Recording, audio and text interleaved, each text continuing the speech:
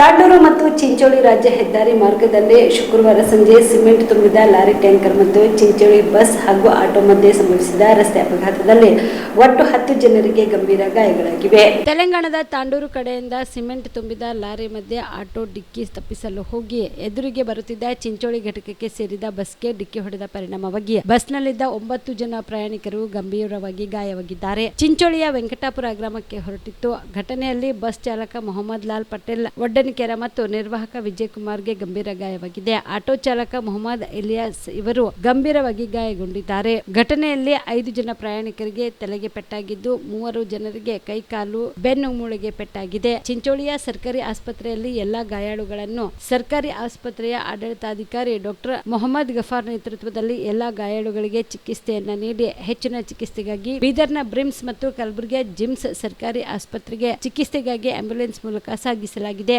ಗಾಯಾಳುವಿನಲ್ಲಿ auto ಚಾಲಕನ ಸ್ಥಿತಿ ಬಹಳ ಚಿಂತಾಜನಕವಾಗಿದೆ. ಘಟನಾ ಸ್ಥಳಕ್ಕೆ ಸಿಪಿಐ ಕಪಿಲ್ ದೇವ್, ಪಿಎಸ್ಐ ಗಂಗಮ್ಮ ಜನಕೇರಿ ಭೇಟಿ ನೀಡಿ ಪ್ರಕರಣವನ್ನ ದಾಖಲಿಸಿಕೊಂಡಿದ್ದಾರೆ.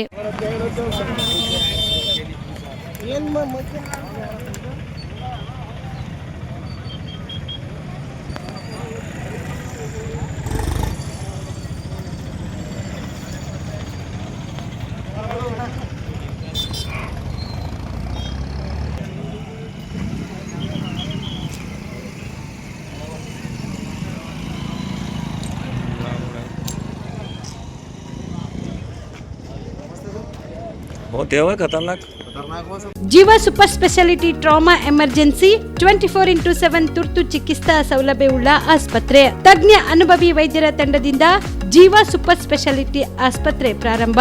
ಕಲಬುರಗಿ ಮೂಲದ ವೈದ್ಯರು ಬೆಂಗಳೂರು, ಹೈದರಾಬಾದ್, ಮುಂಬೈನಲ್ಲಿ ಕಾರ್ಯನಿರ್ವಹಿಸಿದ ತಜ್ಞ ವೈದ್ಯರ ತಂಡದಿಂದ ಇವಾಗ ಕಲಬುರಗಿಯ ಜೀವಾ ಸೂಪರ್ ಸ್ಪೆಷಾಲಿಟಿ ಆಸ್ಪತ್ರೆಯಲ್ಲಿ ಗುಣಮಟ್ಟದ ಚಿಕಿತ್ಸೆ.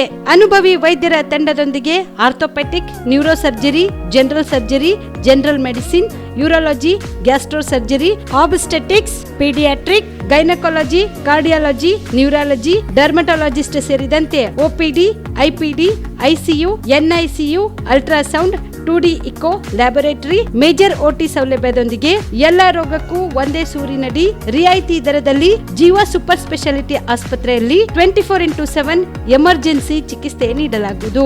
ಹೆಚ್ಚಿನ ಮಾಹಿತಿಗಾಗಿ ಸಂಪರ್ಕಿಸಿ ಜೀವಾ ಸೂಪರ್ ಸ್ಪೆಷಾಲಿಟಿ ಆಸ್ಪತ್ರೆ, ನ್ಯೂ ಜೇವರ್ಗಿ ರಸ್ತೆ, Santosh colony, Kalaburagi. Mobile number 9380736005 ಗೆ ಸಂಪರ್ಕಿಸಿ.